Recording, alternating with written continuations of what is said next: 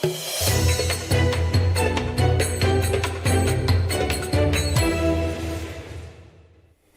evening and welcome to this special edition of Newshour. Professor Vusal Gasimli is an economist and executive director of the Centre for Analysis of Economic Reforms and Communication in Azerbaijan, an organisation he describes as a think and do tank. Well, his team work with both the G7 and G20 engagement groups, and at a time when the World Bank estimates the Middle Corridor can triple its volumes by 2030, and the Fitch ratings agency has assigned Azerbaijan the same investment grade category as India and Mexico.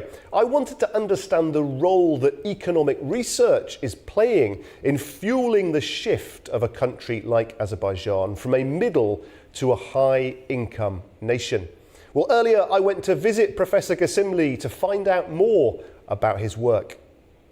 Professor Gasimli, thank you so much for joining us. I'd like to find out more about your work here at the Centre, and specifically how it relates to the national priorities for Azerbaijan, the Strategy 2030. Thank you, first of all, having me.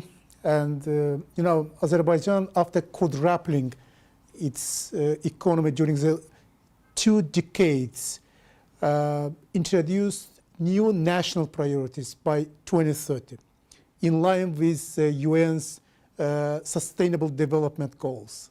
In other words, we try to localize global agenda at a national level just to push forward our sustainable development. By the way, during the last 2 decades, using oil and gas windfall, we managed, first of all, to upgrade our infrastructure, to strengthen middle class, increase our human capital, introduce very modern army, and liberate our territories from occupation. But now, as we meet with new challenge arising from, first of all, technological revolution, then global architecture reshuffling, and climate change, introduce new priorities by 2030. The first priority, of course, the breeding ground for others. This is a steadily growing competitive economy.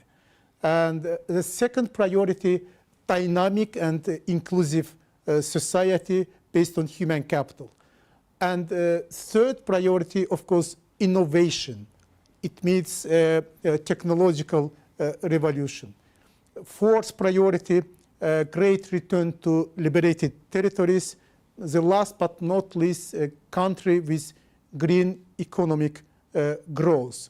So point is that last year, leading credit rating agencies, Moody's, S&P, and Fitch, affirmed very strong credit rating for Azerbaijan, citing strong fiscal reserves and external balance as advantage. A point is that today our external creditor position is more than 150% of our GDP, which is the strongest indicator among other investment-rated countries. And last year, by the way, Fitch upgraded our credit rating to investment rating.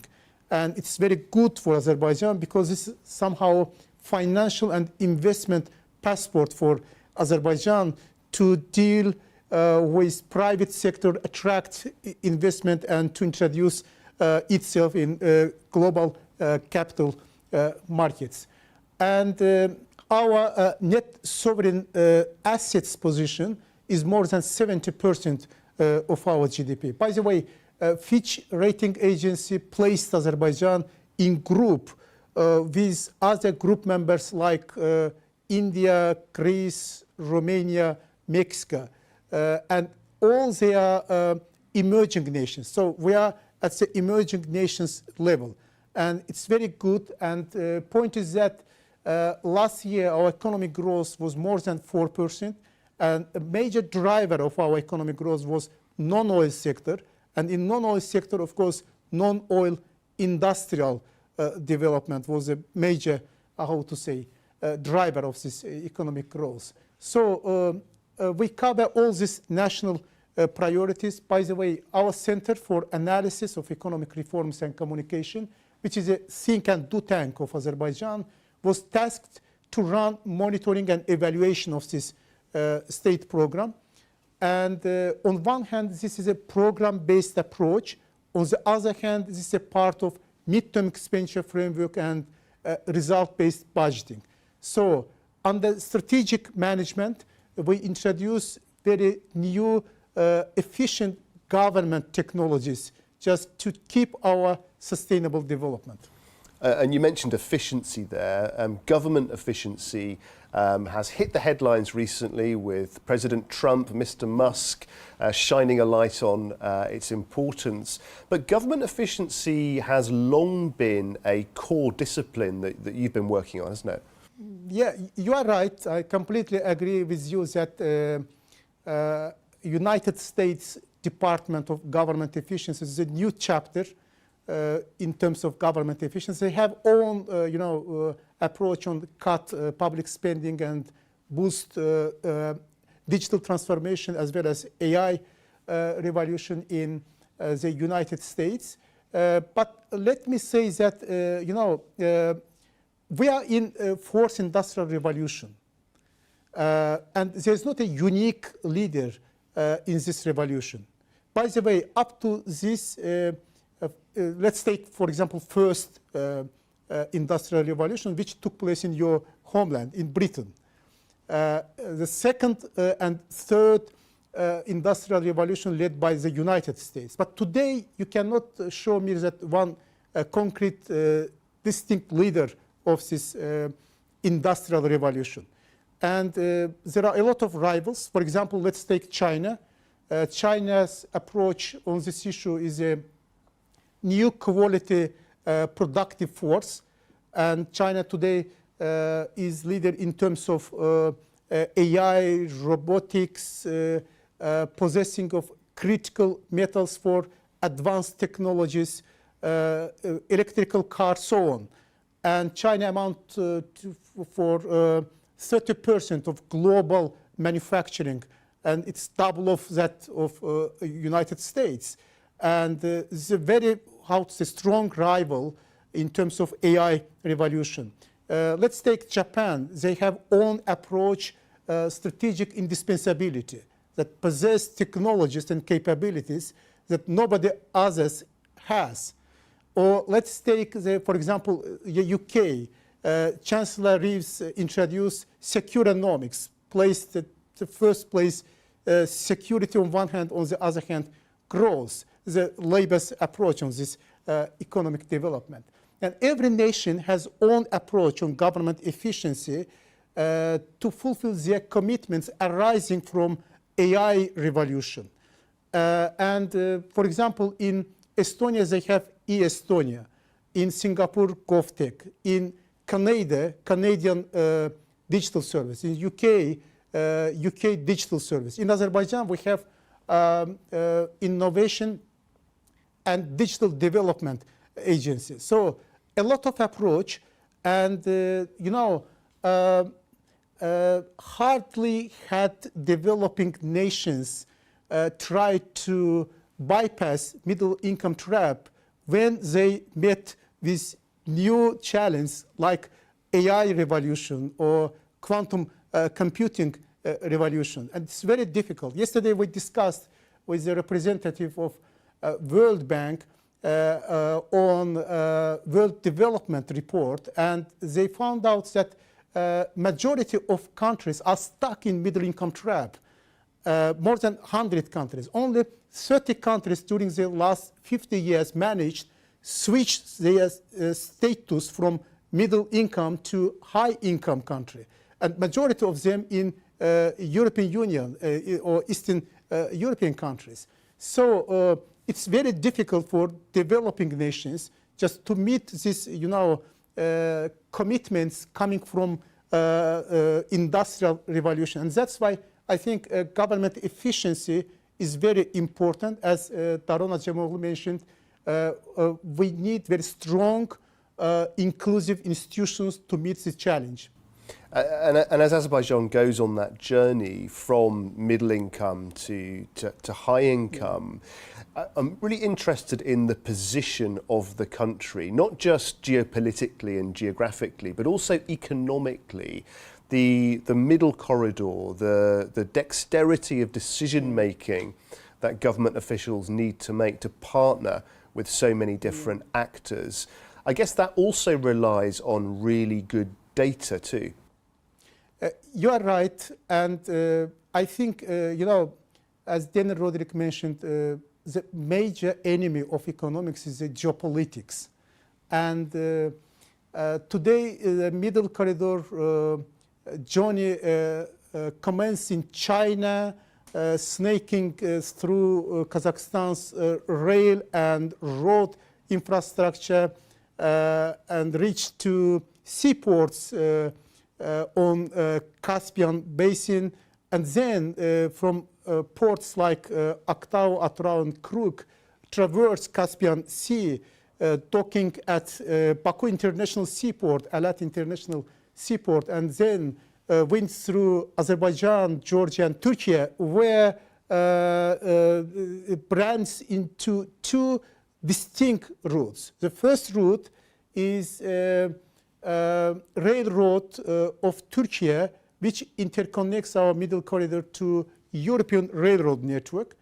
The second route, the Black Sea route, and the Black Sea route is veers away Turkey's landmass, and crossing Black Sea, we reach at seaports like Constanta in Romania, Burgas in Bulgaria, Chernomorsk in Ukraine, and Istanbul in Turkey. And this is a very important strategic,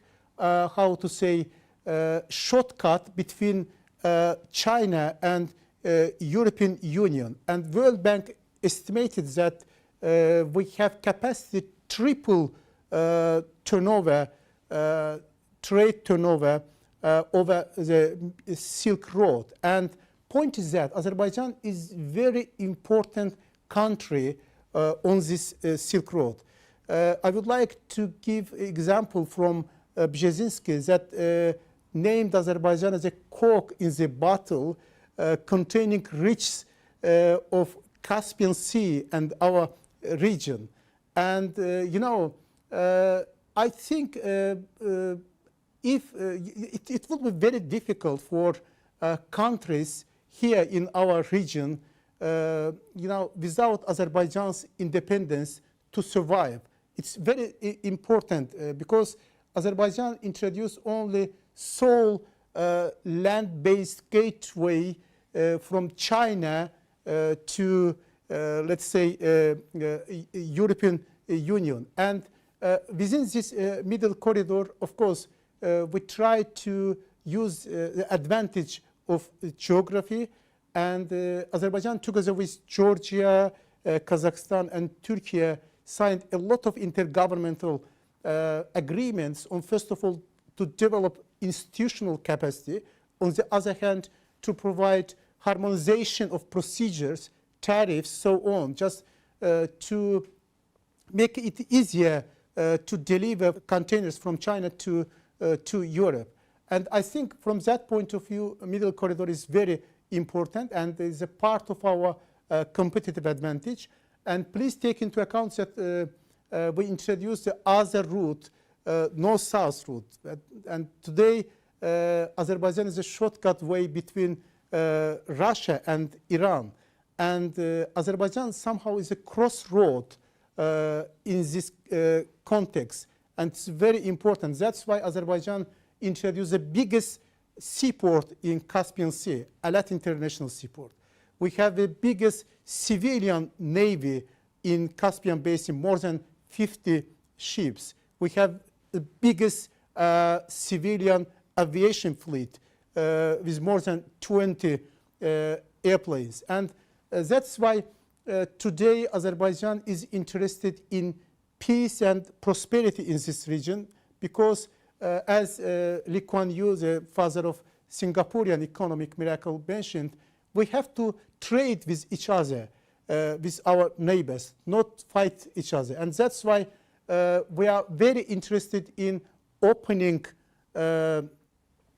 Zangezur corridor, which gives us additional opportunity to diversify routes coming from China towards Europe and vice versa.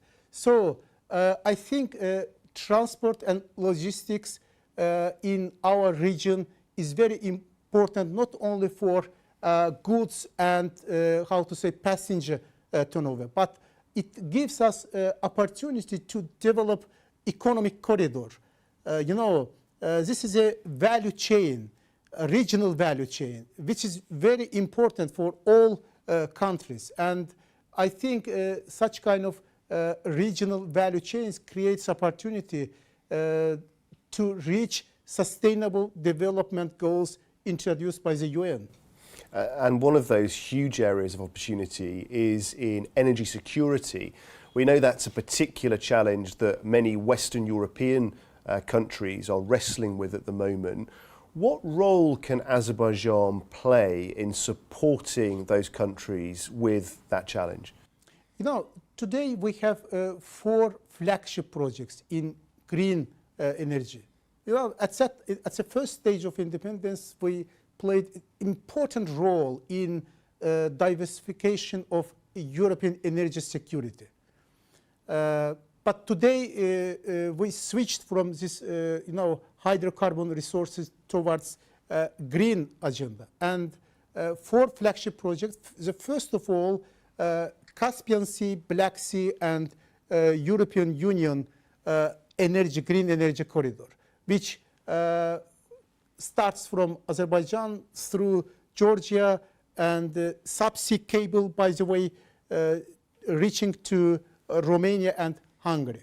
It's very important, and it's the first stage. We plan to export 4 gigawatt electricity, green electricity, from Azerbaijan to European Union. And now we are in pipeline of feasibility study, and I hope we will finalize feasibility study and then start next stage.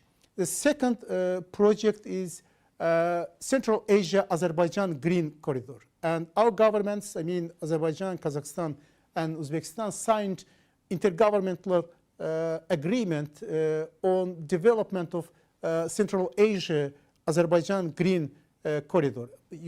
Central Asia is very rich with green energy as well as wind and solar.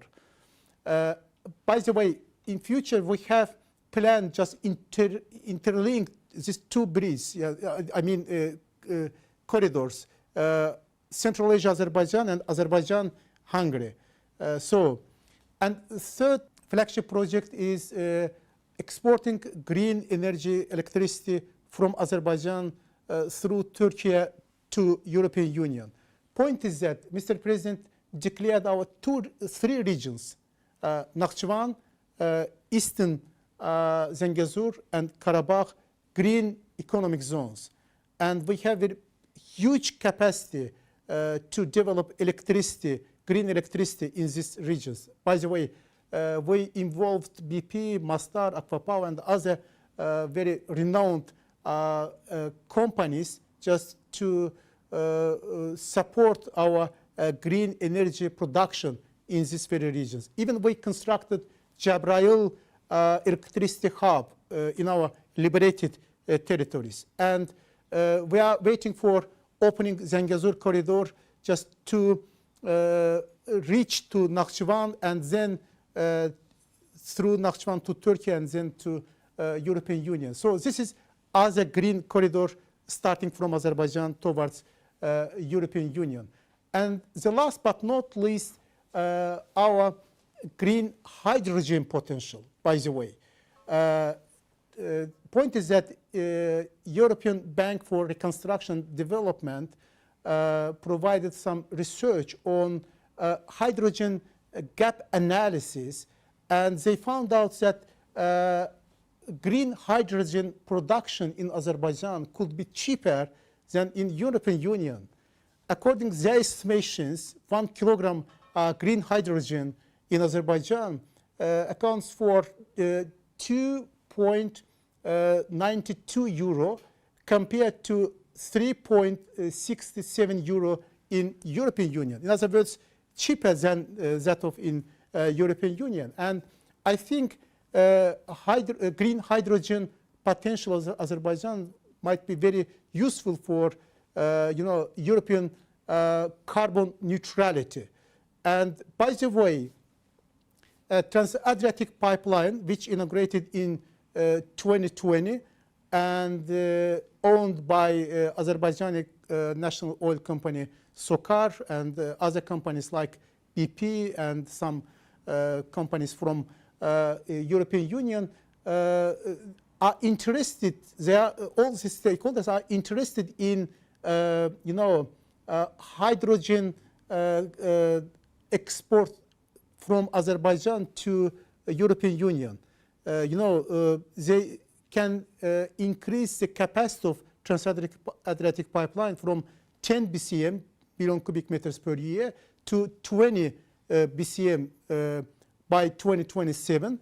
And in this way, through this pipeline, we can export green hydrogen from Azerbaijan, from our source towards European Union. So all these, green projects initiated here in Azerbaijan serves European, energy security and carbon neutral approach, which is a part of European Union agenda. By the way, recently Mario Draghi provided research on European competitiveness, and von der Leyen introduced a competitiveness compass for European Union development. And green agenda is very indispensable part of this green, competitiveness compass. And that's why I think in future we have great potential to introduce Azerbaijan's green potential in European market. Green projects at the heart of future growth. Professor, thank you so much for joining us. Thank you very much. Thank you for having me.